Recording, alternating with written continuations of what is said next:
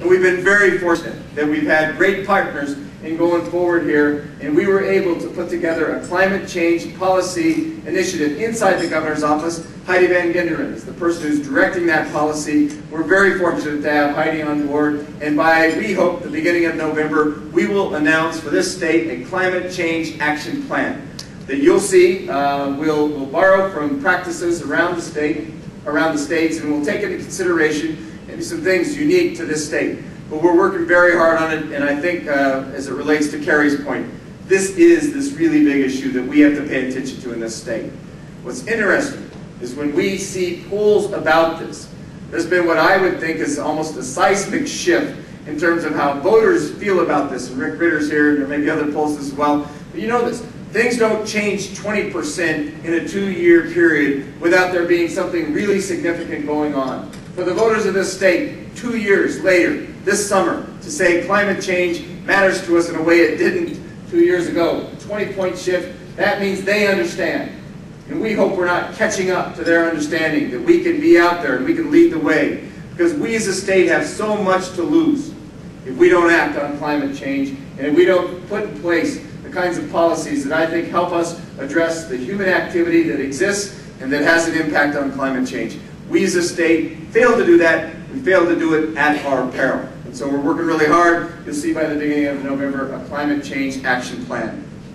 So let me just finish by saying I really do appreciate all that you have done to give us input. To all the people in this room who have, over the last 8 months or even during the campaign, really helped us form in our minds how we provide a future for our kids and our grandkids, because we paid attention to the energy economy, because we created jobs as a result of it, because we said that the environment is itself a resource, and we're going to be stubborn about protecting it and all aspects of it. So thank you very much for the opportunity to be here today, and let's go to questions. My question for you today has to do with places like the Rome Plateau.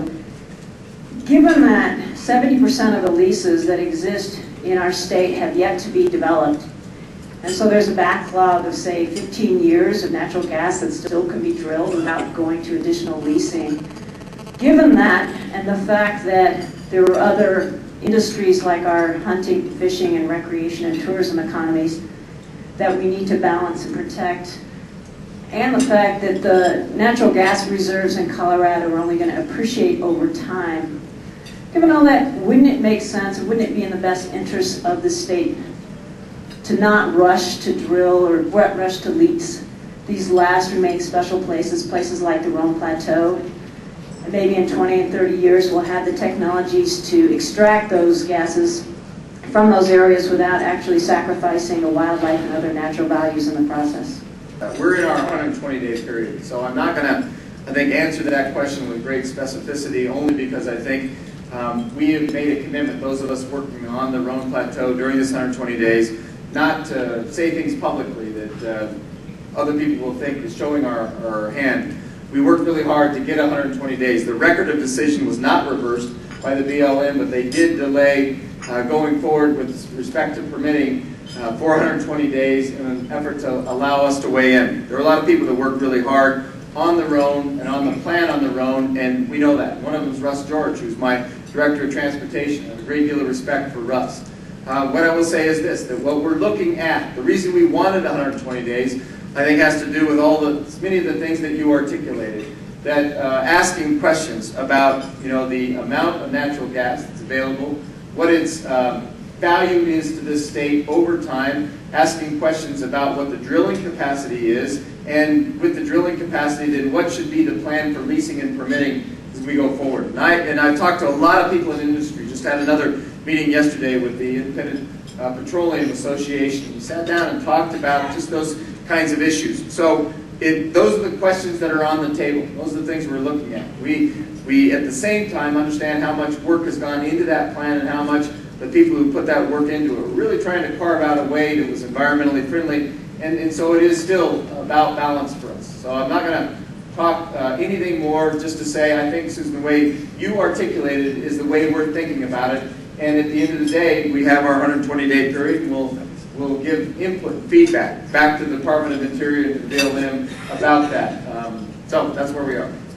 First, I'm speaking as a hunter, fisherman, and a conservationist. But I would like to thank you for the enthusiasm you showed today, the enthusiasm for the future of Colorado's natural resources and wildlife. So thank you. I think one of the key factors in helping you achieve much of your agenda, whether it's the Rome Plateau, whether it's water, any number of issues, is a coalition of hunters, fishermen, and conservationists. I think probably everyone in this room would fit in one of those categories.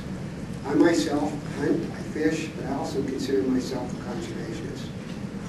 In my experience, there's been many times when the groups have been together, but there's also been times when they've been apart, where there's conflict over any number of things. It could be some environmentalists might not support hunting. Some hunters may or may not support introduction of wolves or grizzly bears, that type of thing. But here's my question. I think great opportunity exists to strengthen this coalition, whether it be in issues of energy, whether it be in issues of future wildlife management. My question to you as governor, which a governor, by the way, that knows how to use a fly rod, how would you strengthen that coalition for the remainder of your term? Thank you. Thanks, Eddie. So, I mean, the way to strengthen coalitions is to provide either an informal or better yet, a formal structure to groups that you take input from and that you hope can hold together. As people know, we developed a few commissions to begin with. I think that's not unusual for governors. We took some heat from Republicans who talked about the number of commissions, but we really thought it was important that we bring our people in and we do what we can to bring people together and to study issues. I'm willing to entertain a coalition, but you know, there are just so many advocacy groups that we've gotten input from that I think we feel like we've done a pretty good job of getting the information, getting the input, taking the input into consideration, and then moving forward. If there are people who think there is such a coalition that we can put together that will be helpful to us, we'll look at that and make a decision about whether or not to go forward with such a thing. What I want is for people like yourself to understand how important it is to include as broad a cross-section as people where that common ground has to do with trying to help us achieve the balance. And we are about that. So I appreciate what you're saying, and if there's a proposal that you want to bring to us, we're certainly happy to do that, just as long as Frank commits to not saying a thing about us developing another working group to work on something that Frank so believes in. I like this one, Governor. Okay. So, thank you. Thanks for the question.